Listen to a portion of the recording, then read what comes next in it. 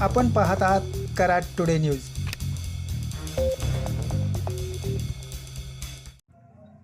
सांगली जिल्ह्यातील कडेगाव येथे आज मोहरम निमित्त गगनचुंबी ताबुतांच्या भेटी पाहण्यासाठी हजारो हिंदू मुस्लिम बांधवांनी मोठी गर्दी केली होती.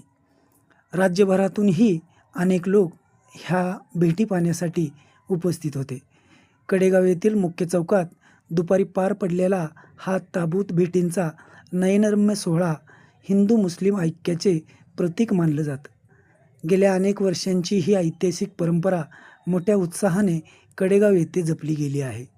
दरम्यान कराड येथेही हजारो मुस्लिम बांधवांच्या उपस्थितीने मोहरम साजरा करण्यात आला.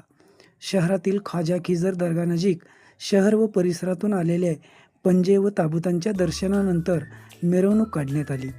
या मिरवणुकीत शहर व परिसरातील मुस्लिम बांधव मोठ्या संख्येने सहभागी झाले होते.